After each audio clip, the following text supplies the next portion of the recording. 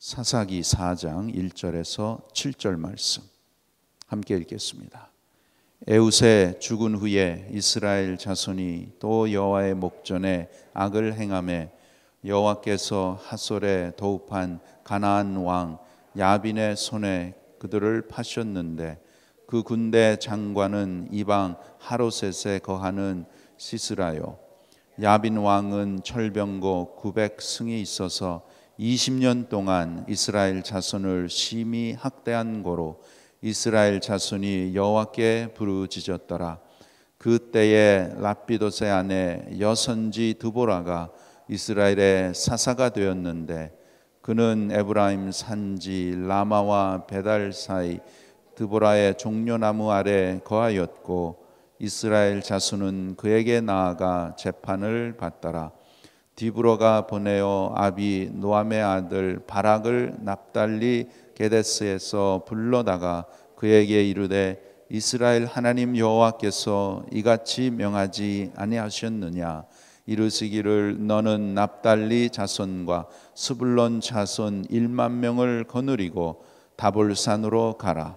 내가 야빈의 군대 장관 시스라와 그 병거들과 그 무리를 기손강으로 이끌어 내게 이르게 하고 그를 내 손에 붙이리라 하셨느니라. 아멘. 4절에 보시면 여선지 드보라가 이제 네 번째 사사로 여기에 나옵니다. 1절 2절에 보시면 에웃의 죽은 후에 이스라엘 자손이 또 여호와의 목전에 악을 행하매 이스라엘은 하나님께서 택하신 하나님의 백성인데 또다시 이렇게 하나님 앞에 악을 행했습니다. 그래서 2절에 여호와께서 하솔에 도읍한 가나안 왕 야빈의 손에 그들을 파셨는데 그 군대 장관은 이방 하로셋에 거하는 시스라요. 또 3절 야빈 왕은 철병거 900승이 있어서 20년 동안 이스라엘 자손을 심히 학대한 고로 이스라엘 자손이 여호와께 부르짖었더라. 이것이 사사기에 반복되는 내용입니다. 이스라엘 백성이 이방인들과 합하고 이방인들이 섬기는 신을 섬기고 악을 행하고 하나님을 떠났을 때 하나님께서 저들을 부르시는 이 모습은 이방인들로 하여금 저들을 핍박하고 억압하도록 하시는 것입니다. 그래서 저들이 그 고통과 괴로움에서 견디지를 못해서 드디어 하나님을 찾을 때에 하나님께서 사사를 세워서 이스라엘 백성들을 건져내십니다. 이것이 이스라엘 역사에 하나님께서 이스라엘 백성들을 찾으시고 구원하시는 아주 대표적인 방법입니다. 하나님께서 사람을 하나님의 형상으로 만드시고 하나님의 인격을 나타낼 수 있도록 인격체로 만드셨습니다. 이 세상에서 하나님을 나타내며 하나님이 계시는 것을 증거하며 하나님을 영화스럽게 하며 하나님께 영광을 돌리며 살도록 만드셨죠. 그런데 그러한 삶을 살아야 할 저와 여러분이 우리가 하나님을 등지고 세상에 빠지고 하나님을 믿지 않은 사람들과 똑같은 사고방식과 가치관을 가지고 또 내 생각과 내 뜻과 내 목적을 가지고 하나님을 멀리하며 살 때는 하나님께서 반드시 찾아내십니다. 왜 찾아내실까요? 아담과 하와가 에덴 동산에서 범죄했죠. 그때에 그들이 어떻게 했습니까? 하나님 곁에서 숨었어요. 숨은 그들을 하나님께서 찾으셨습니다. 하나님이 저들을 부르셨죠.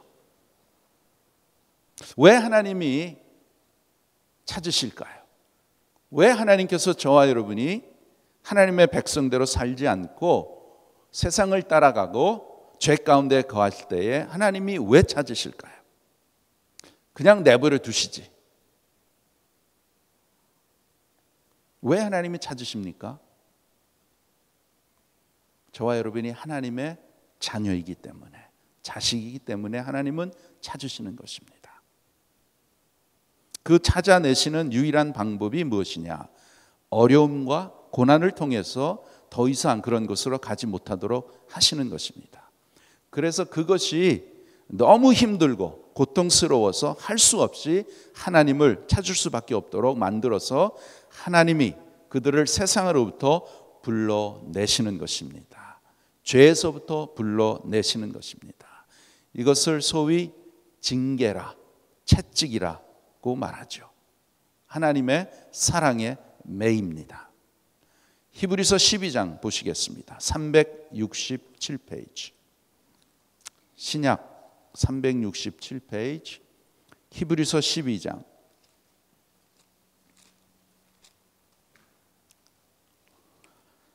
히브리서 12장 6절에서 11절 아주 귀한 말씀이 있습니다. 367페이지 6절 함께 읽겠습니다. 주께서 그 사랑하시는 자를 징계하시고 그의 받으시는 아들마다 채찍질 하심이니라. 채찍질 하시느니라. 사랑하는 자를 징계하신다. 또 8절 보겠습니다. 징계는 다 받는 것이거늘 너희에게 없으면 사생자여 참 아들이 아니니라. 그럼 징계하는 목적은 무엇이냐? 10절 후반절에 보시면 하나님은 우리의 유익을 위하여 그의 거룩하심에 참여케 하시느니라.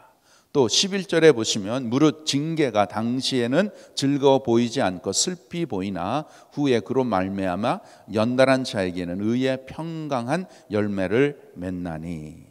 여러분, 이렇게 하나님은 당신의 자녀들이 세상에 빠져서 세상에 물들고 그래서 하나님을 잊어버리고 악한 영에 사로잡혀 죄의 종노를 하게 될 때에 수없이 하나님께 돌아오려는 소리를 듣게 해 주십니다. 설교를 통해서 또 목회자를 통해서 또 주위에 있는 하나님의 백성을 통해서 하나님께 돌아오라고 이렇게 말씀을 해 주시죠.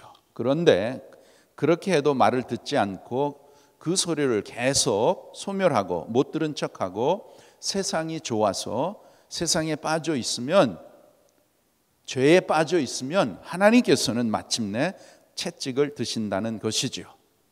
그것은 하나님께서 우리를 미워해서가 아니라 하나님의 사랑의 매라는 것입니다.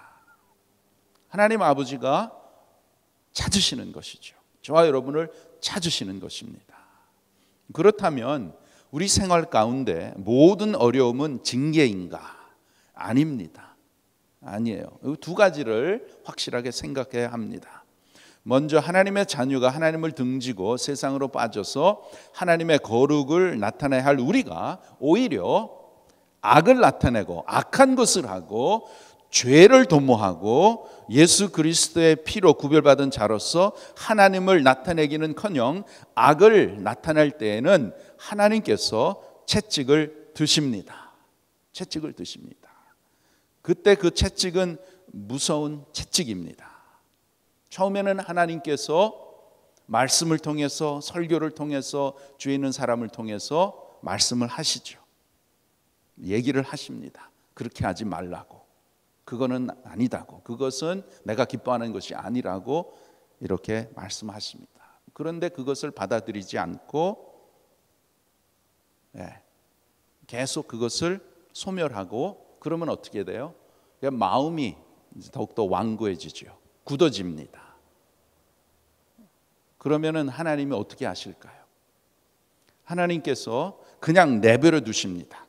그렇게도 하실 수 있어요. 여러분, 제일 무서운 것은 무엇인지 압니까? 하나님의 자녀인데 하나님이 그냥 내버려 두시잖아요. 로마서 1장 2절에 죄악을 하는 사람을 그냥 내버려 두셨다. 그거는 제일 하나님의 징계에 제일 아주 심각한 것입니다. 그러나 하나님께서는 진정으로 하나님의 자녀라면 가만히 내버려 두시지 않습니다. 그렇게 하실 수가 없습니다. 왜? 하나님의 자녀이기 때문에, 자식이기 때문에. 그래서 하나님께서는 타일이시고 타일리시고 그래도 말 안 들으면은 채찍을 이제 하시는 것입니다. 무서운 채찍을 하시죠.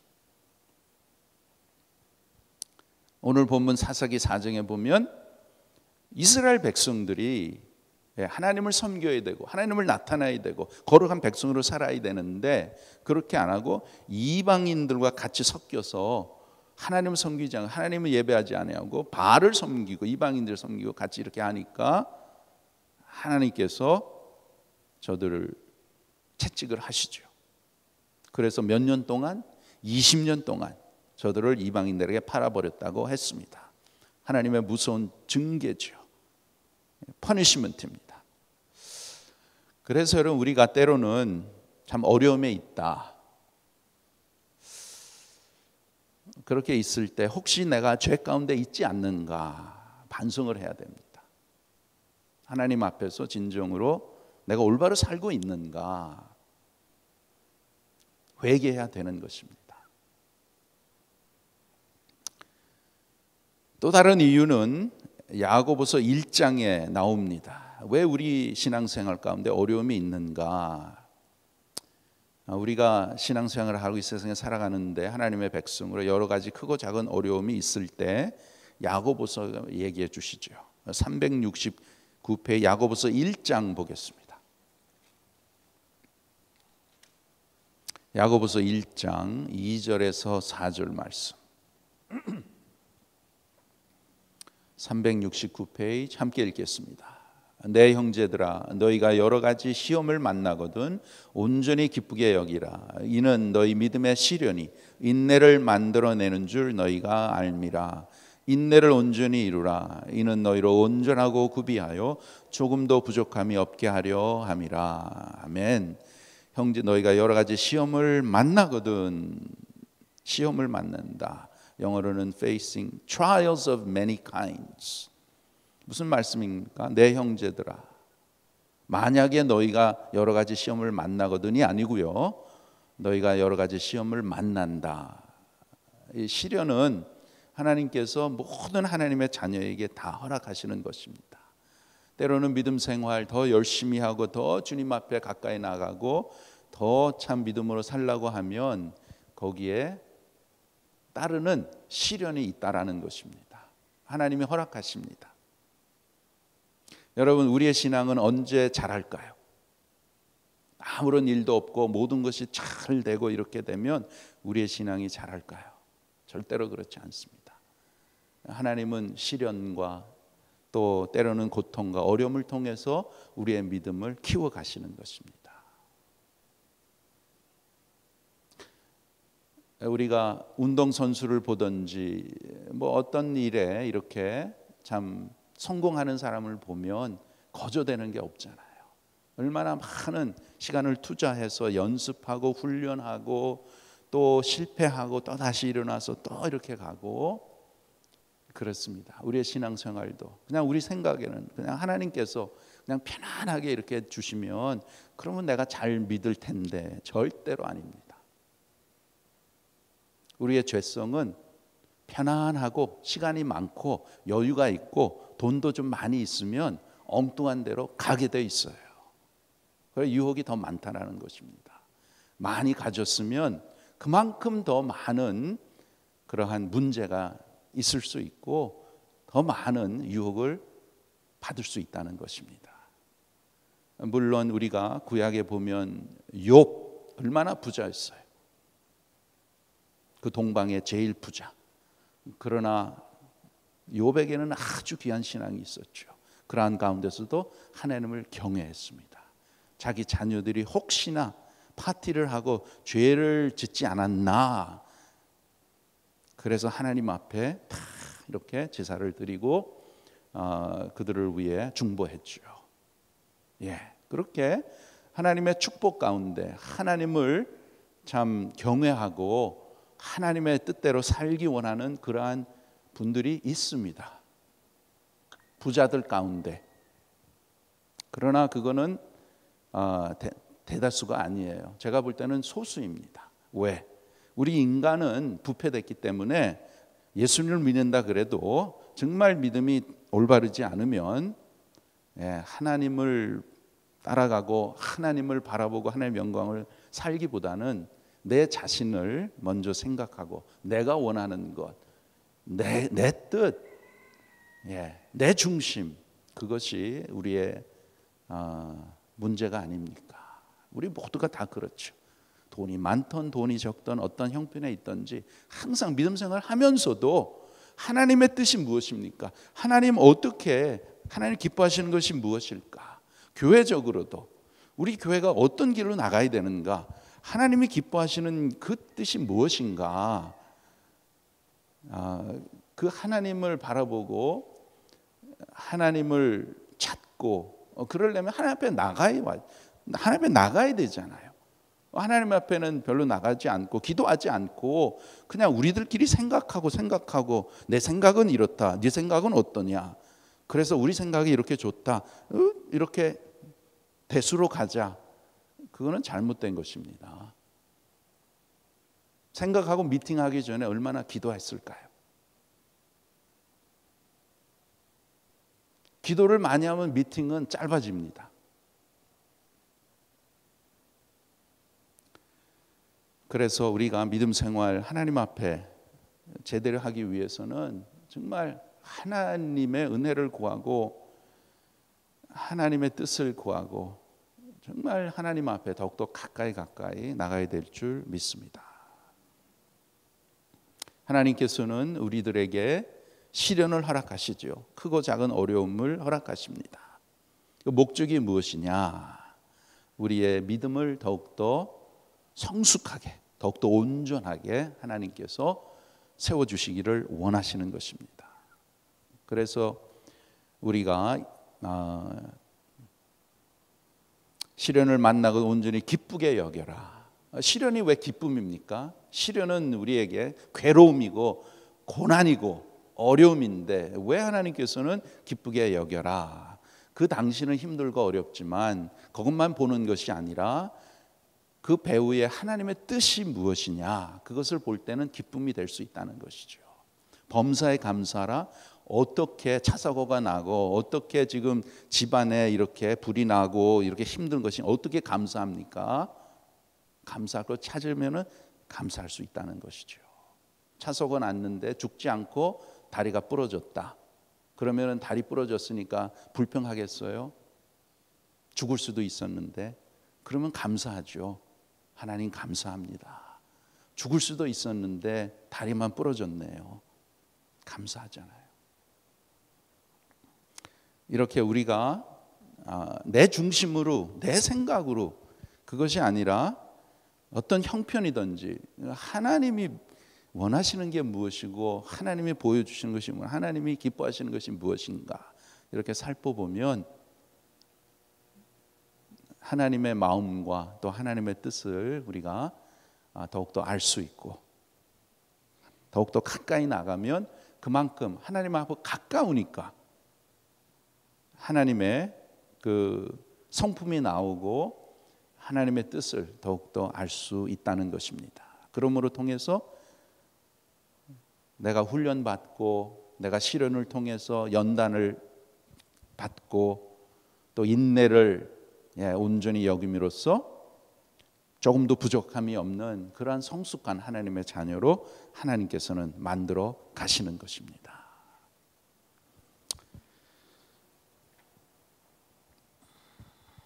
여러분 부침개 있잖아요. 부침개 맛있는데 부침개를 구울 때 한쪽을 잘 구운 후에 어떻게 합니까?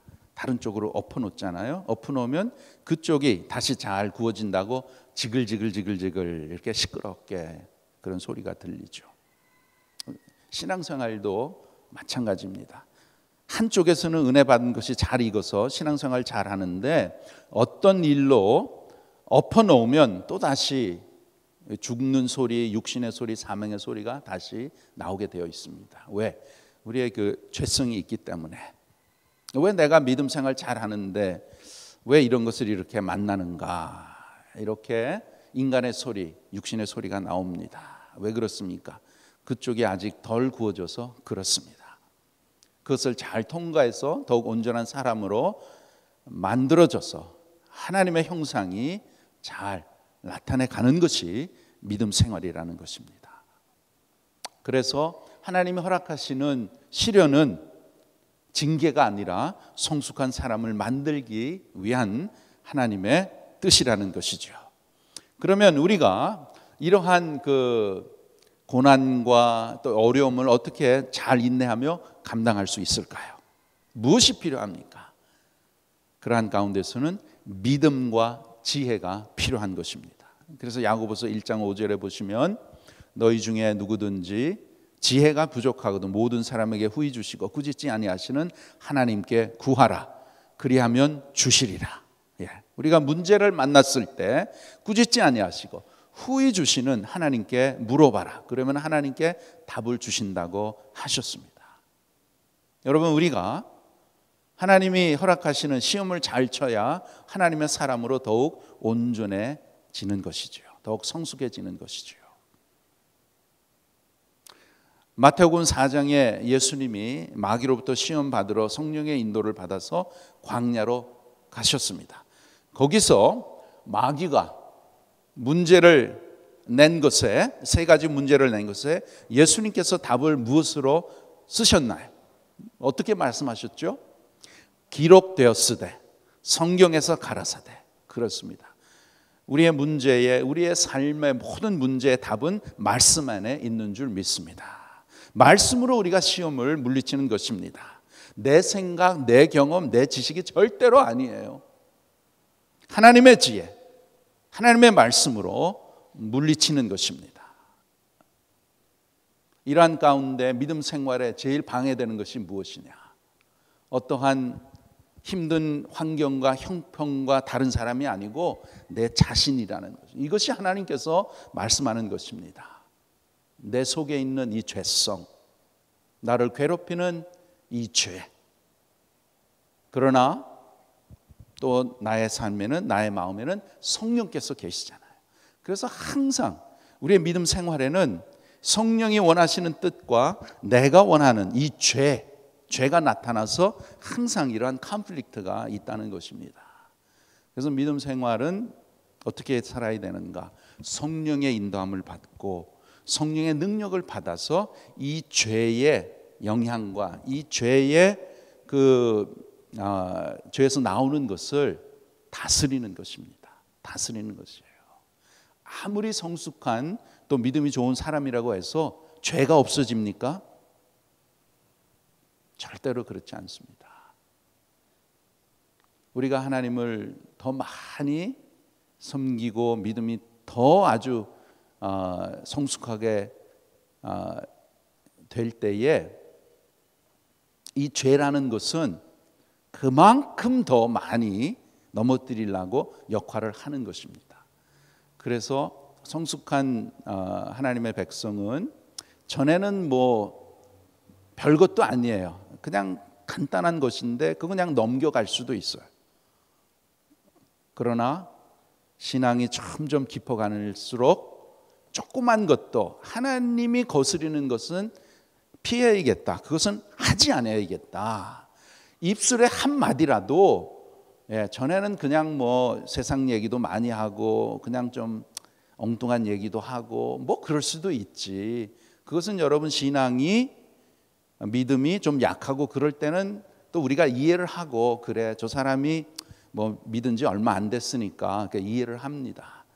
그러나 성숙한 그리스도인의 그 위치에서는 그러한 말조차도 내 입술의 말 한마디라도 하나님이 들으실 때에 참 하나님이 기뻐하시고 하나님을 거역하는 그러한 것을 나타내지 않도록 몸부림치는 것이 진정한 믿음의 성숙인 줄 믿습니다. 또 하나님께서는 그러한 위치로 우리를 만들어 가시기를 원하십니다. 오늘 두 가지 말씀 드렸습니다. 징계란 무엇인가? 우리 이스라엘 이 역사를 통해서 하나님께서 사사를 통해서 이스라엘 백성이 죄짓고 하나님을 멀리 갔을 때에 하나님께서는 저들을 징계하셨잖아요. 그 징계란 무엇인가? 저와 여러분이 오늘날 하나님을 나타내야 하는 사람인데도 악을 나타내고 세상에 빠져 살며 하나님께 돌아올 생각을 안 하고 있으면 하나님께서는 채찍을 드시는 것입니다. 반드시 드십니다. 왜? 하나님의 자식이니까. 자식이 아니면 하나님 채찍 들으실 필요 없었어요. 그냥 죄로 그냥, 그래서 세상 사람들이 죄로 그냥 더 깊이 들어가는 거예요. 그러고 나중에는 다 멸망하는 거죠. 영원한 멸망으로 가는 거죠. 그러나 하나님의 자식이기에 우리를 사랑하시기 때문에 채찍질을 하시고 우리가 죄 가운데서, 세상 가운데서 다시 돌이켜서, 그게 진정한 회개잖아요. 돌이키는 거, turn around. 두 번째로 하나님께서는 왜 우리에게 어려움을 주시는가? 우리를 더욱 온전하고 견고한 자녀로 만드시기 위해서 시련을 허락하십니다. 이 시험을 말씀을 통해 지혜를 얻어 잘 통과하는 것이 믿음 생활. 이제 우리의 남은 생에 여러 가지 어려움과 또 시련과 시험이 있는데, 우리 이 시험 당할 때에 시험 점수 잘 받아서 신앙생활 하면 할수록 더욱 은혜가 풍성한 우리들의 삶이 되고 하나님을 나타내는 귀한 하나님의 백성들이 되기를 바랍니다. 기도하겠습니다. 하나님 감사합니다. 하나님 저희들을 사랑하셔서 하나님의 자녀로 오늘 이 시간까지 인도하여 주시고, 또 하나님께서 저희들을 사랑하셔서 때로는 우리가 하나님을 따라가지 아니하고 하나님을 제대로 섬기지 못하고 세상을 따라가고 내 생각에 이렇게 있을 때에 하나님께서는 저희들의 삶 가운데 저희들을 디스플린 하시고 징계하시고 채찍을 통해서 주님께로 다시 돌아오게 하시는 귀한 은혜를 베풀어 주심을 감사를 드립니다. 하나님, 때로는 힘들고 어렵지만 하나님의 사랑의 채찍인 줄을 깨닫게 하여 주셔서 빨리 주님 앞에 다시 돌아오게 하시고 빨리 다시 믿음을 찾게 하여 주셔서 하나님의 자녀로서 하나님의 자녀답게 남은 생에 하나님을 경외하며 하나님을 나타내며 하나님 앞에 영광을 돌리는 귀한 성도들 되도록 은혜를 베풀어 주시옵소서. 또 우리에게 하나님께서는 시련을 허락하셔서 우리의 믿음이 더욱더 온전하고 더욱더 성숙한, 부족함이 없는 그러한 성숙한 믿음으로 저희들을 하나님 만들어 가시는 그 귀한 하나님의 뜻을 깨닫게 하여 주셔서 때로는 힘들고 어려운 상황 가운데 인내하게 하시고 더욱더 하나님을 바라보게 하시고 하나님을 더욱더 가까이 하게 하여 주셔서 우리의 믿음 생활이 더욱더 예수 그리스도를 닮아가는 귀한 믿음 생활이 되게 하여 주시고 우리의 온전한 믿음을 통해서 더욱더 하나님을 마음과 뜻과 정성을 다 모아서 하나님을 사랑하며 하나님을 잘 모시고 하나님을 귀한 마음으로 섬기는 귀한 주님의 자녀들 다 되도록 은혜를 베풀어 주시옵소서. 감사하며 예수님의 이름으로 기도하옵나이다. 아멘.